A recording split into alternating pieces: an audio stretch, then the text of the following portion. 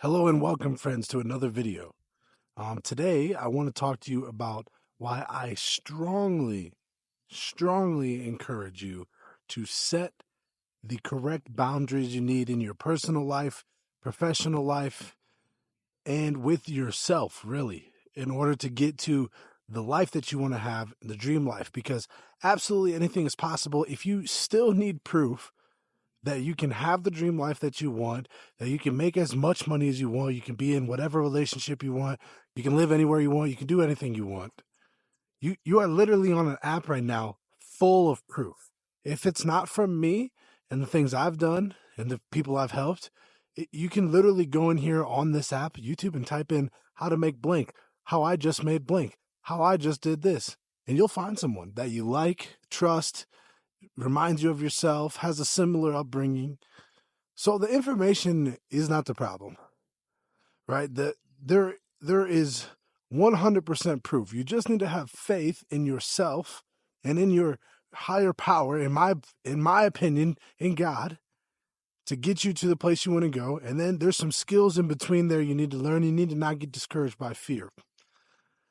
However, when you're trying to do that in any type of change, lifestyle, you're going to have other people, surprise, in this world that you interact with. Your family members, your significant others, your coworkers. And these people play a super important role. And when we are trying to change and make a difference in our life and really level up or make a hard change of any sorts, because we recognize that the pattern we're on or the path that we're on and the trajectory is not the one that we want, even if it's the one we've always had, that we have to change and we have to do something. When we realize that, we have to go through 3 steps, okay? And if you don't know who I am, my name is Arius Williams. I am a change coach. I help people get through the hard changes in their personal life, relationships, or business or health. So if that sounds like you and you want my one-on-one help, you can book a call below or join the Dream Life Accelerator. But when we're trying to make those changes, you're still going to have the same people in your life probably that are there before you make the change, or even worse, the ones who maybe inspired you or don't want to make the change. And we can really mess ourselves up here, because setting boundaries is often a lot more difficult, complex, and painful even than it sounds. Sounds a lot more simple. And what I mean by that is, if you are a person who says, hey, I want to start my business, or if you want to start a YouTube channel, okay, this is a good example. What I'm doing, you want to start a YouTube channel. You want to start putting out your story or your skill, your habit, your talent out to the world. Maybe not even for monetization, just so you can share the videos and share what you know. When you do that, if you tell your friends or family, you may get a mixed bag of responses.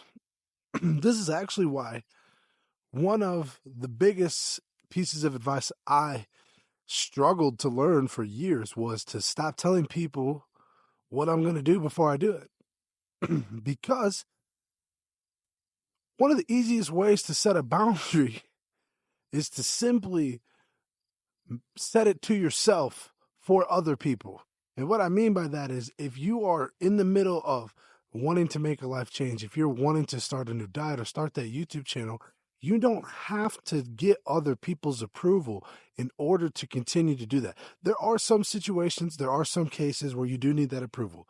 If you're a young person living in your parents' home, if you have a significant other, and this is going to severely affect them, this change, that's when you want to bring up these conversations. But before that, one of the easier ways to set the boundary is to simply just do it. And I know that sounds counterintuitive, but one of the most cliche phrases I've ever heard that really works is, it's better sometimes to ask for forgiveness than permission. That's the truth. If you are in a relationship and you don't feel as though your partner makes time for the things that you want to do and they make time for the things that they want to do, I would encourage you to take it upon yourself to make the time and schedule it in yourself. Now, you might say, well, they might get mad, or how am I going to do this? This is the thing. The other person that is doing this is simply making time and deciding that this is the time they want to spend. So if you do the same thing, 9 times out of 10, you'll be able to also spend the time. You see, when we set boundaries, it has to start with us. You don't always have to get the person's approval. But now let's go step 2. Let's take it deeper. Let's say you're in a situation where you do, in fact, need to get that approval, or it's going to be rocky, where you're with somebody or your parents or your significant other or your employer, and you're in a situation where you feel like this conversation needs to happen. You need to have a stern talk, a positive talk about the way that you need to be spoken to. And here's where a lot of people go wrong. When they set boundaries with other people, they set the boundary in a way that the boundary is reliant on the other person complying for it to be kept. When instead, I'd like to encourage you to set a boundary that you keep and that other people will have to respect, but ultimately it's you that keeps it up. What do I mean? In my relationship, one of the boundaries I set was, I'm going to go golfing. I like golf. It's one of my favorite things. My wife set a secondary boundary back to where she said, I'd like the house cleaned, right? Now, in these situations, the real boundary was not each other doing the task. The boundary was us being able to communicate to each other exactly how we felt and what we wanted to happen. And we can't expect the other person before that conversation to know that that is super important. Hey, if you want to go golfing, I want this done. If this is done, I will never have a problem. Vice versa. Hey, if you want this done, no deal. I just want to go golfing. No big deal. I will happily do that forever and ever. No problem. Sometimes we have a bad habit as human beings of expecting other people to be mind readers. And even worse, when we set boundaries that relies on them, we are frustrated by somebody not changing to our perception of them based on some boundary that we want. So if you are with your parent or spouse and you are wanting to go down a new career path and you want to set the boundary that you don't want to speak to your parent or whatever about that career path because you know that their response to that will be negative or non-supportive. Here's what I want you to do. You can say it if you want, but let's go through our checklist. Number 1, let's just try to do it already, right? Just try the thing. Don't stop because they might say something. First, you need to do it. A lot of the times, the fear walls we put up stop us because we think somebody will disrespect our boundary. Hey, I don't think they'll let me do that if I say it. I don't think they'll be happy with that. But you don't actually do it. So step 1 is to try to do it. If you can't do it, you need to get to that boundary setting. You say it once, and you say it in a way to where you say, hey, I'm going to do this thing this way because this is how it affects me. I would like you to proceed like X. If you don't, I will proceed like Y. And as long as we're clear, we're good. So that being said, what does that look like? Look, if you say to your employer, hey, right as soon as you get hired, hey, I would love to work for you guys full time, Monday through Friday. However, in my availability, I can never work weekends. You see, if your employer says 2 weeks from now, hey, I need you to work this weekend, it's not awkward for you to then go, hey, sorry, I just can't do that. And whether the employer is upset about it, because the boundary was set and you said, listen, if you schedule me on a weekend, I won't be there.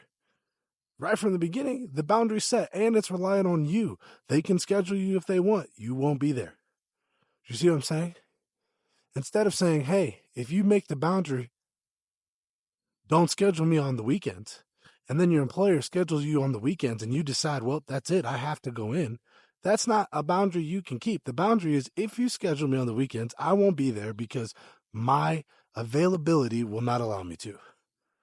So when we set boundaries, we need to set them in a way, in a mindset to where that we are in control. We're taking full responsibility, so that way we can get to the results that we want. And the third thing I want to tell you is that when you set these boundaries, and the last thing is, they only really count when you do them after the fear wall, after it's been agitated, after you're nervous to ask, after you're scared, after it's in a hard situation. It's not optimal, as I like to say.